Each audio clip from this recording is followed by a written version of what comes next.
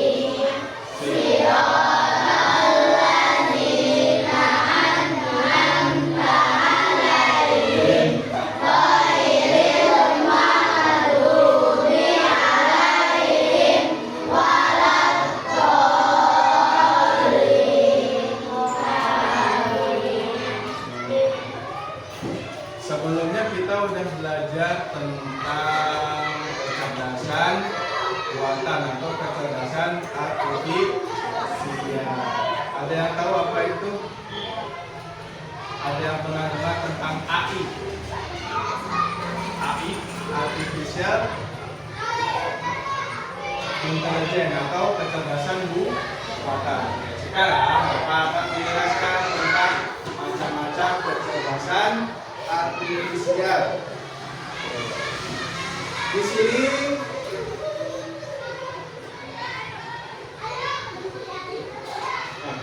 Bapak akan menjelaskan dulu tentang contoh jenis kecerdasan artifisial, terutama yang digunakan dalam bidang komunikasi.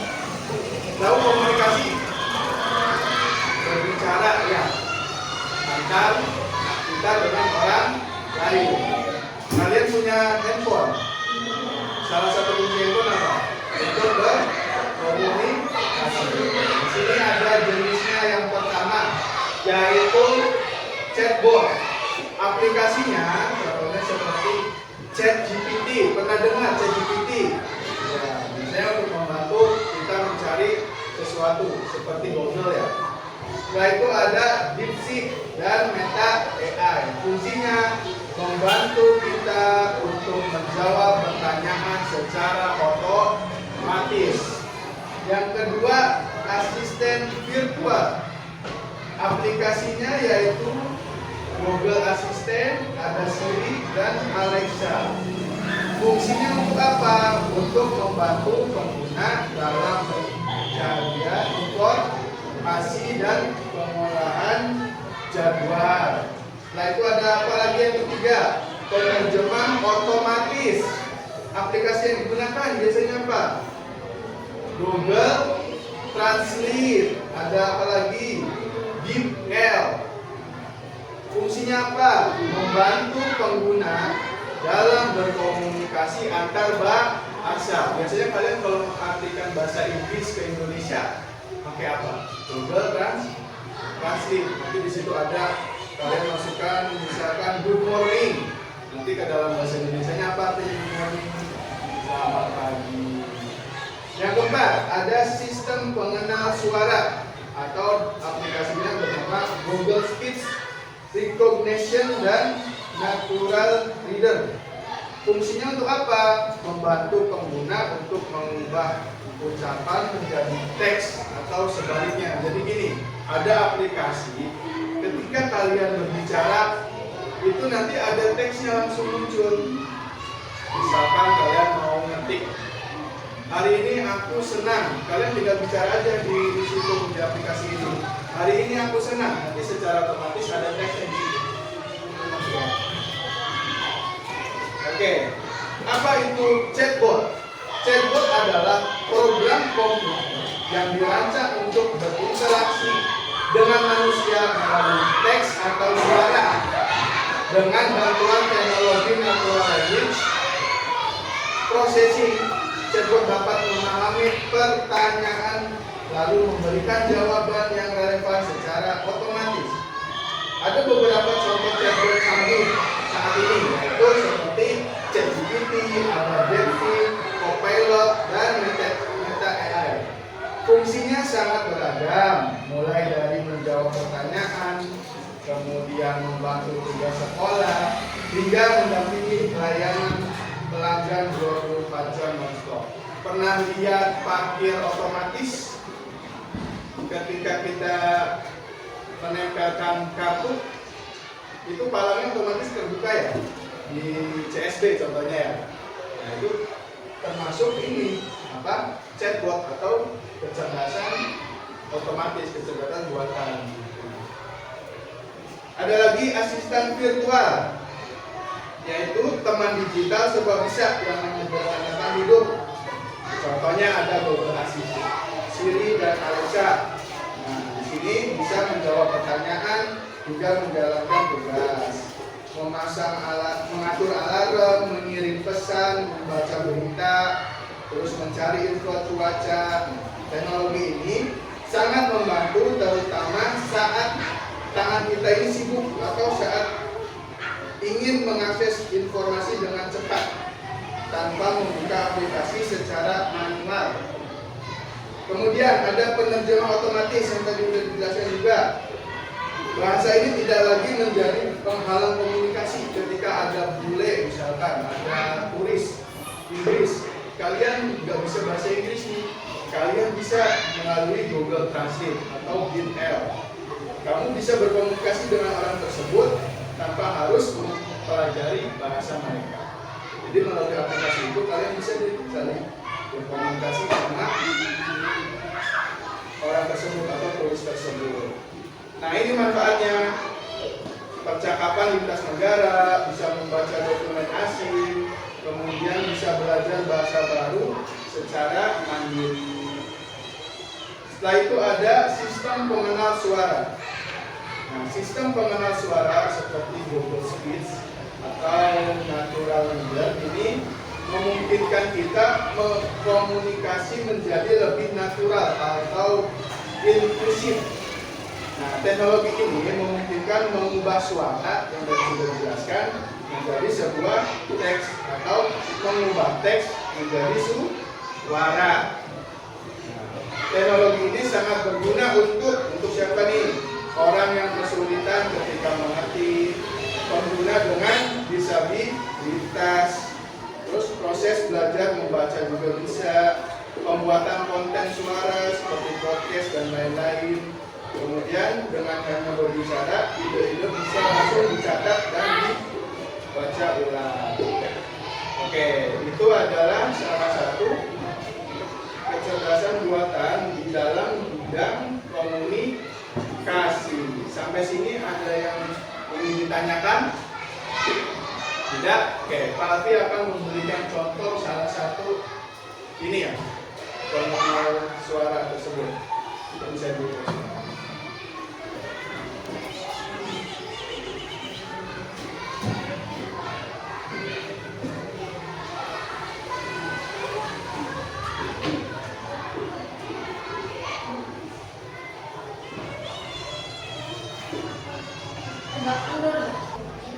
Oke, ini salah satu contoh aplikasi dari Google Translate.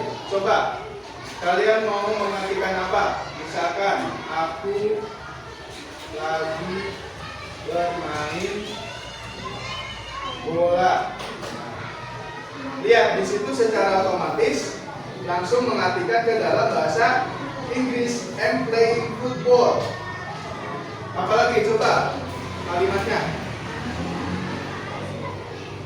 Aku makan bakso. Coba kita lihat kalau bakso apa. Nah, aku makan bakso. Bahasa Inggrisnya I eat ball. Nah itu salah satu manfaat dari AI atau mempermudah pekerjaan kita ya. Contoh lagi, kita coba masuk ke YouTube ya.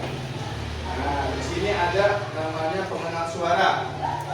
Nih, kita coba ya. Bagaimana proses terjadinya hujan?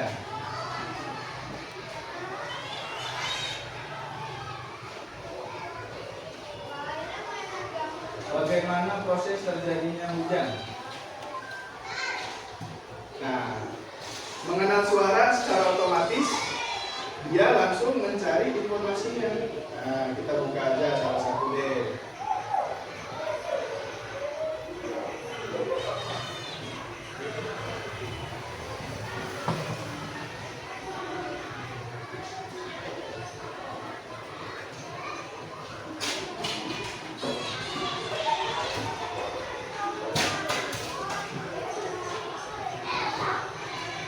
Nah, ini contohnya proses terjadinya hujan ya.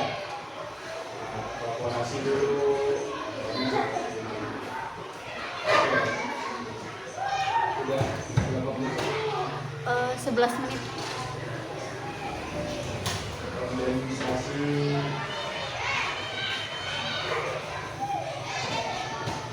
Bisa diposisi.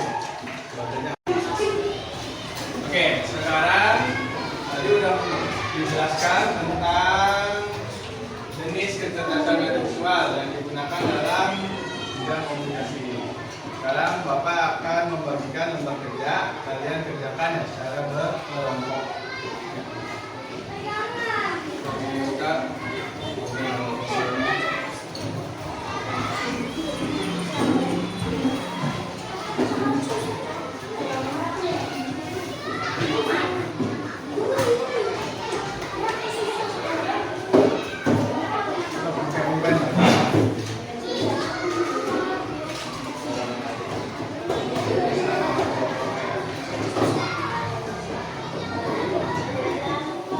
Ditulis nama kelompoknya ya.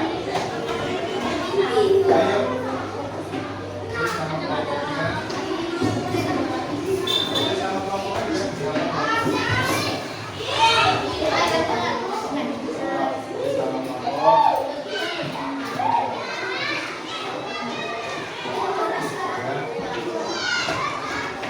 Nama kelompoknya apa aja ini?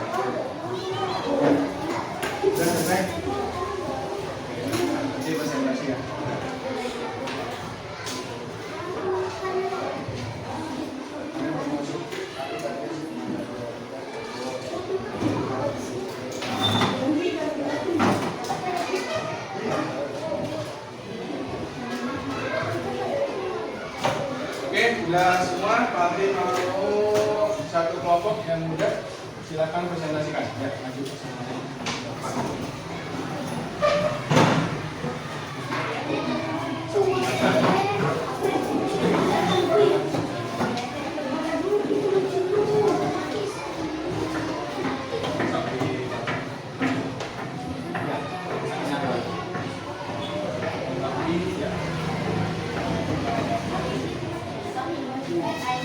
Ya, semuanya perhatikan. Apa yang nomor satu? Ya, cebol. Nomor dua apa? Ya, yang ketiga.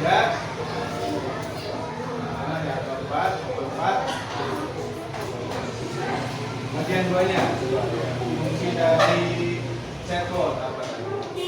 Membantu pengguna menjawab pertanyaan secara Ya. otomatis. Terus kedua, Membantu pengguna dalam mencari informasi dan menentukan jadwal. tiga, Membantu pengguna dalam komunikasi antar bahasa. empat, Membantu pengguna menggunakan kata dengan teks dan ya betul. Beri tepuk tangan untuk kelompok satu. Ya, terima kasih kelompok satu silakan dulu. Oke. Sampai di sini ada yang mau ditanyakan nggak tentang kecerdasan artifisial yang digunakan dalam bidang komunikasi? Semuanya sudah paham ya? Jenisnya ada chatbot, asisten virtual, kemudian penelitian otomatis, dan sistem pengenal suara. Oke, sekian saja pembelajaran untuk hari ini karena semuanya sudah paham ya. Kalau cukup saja, terima kasih. Wassalamualaikum warahmatullahi wabarakatuh. Waalaikumsalam.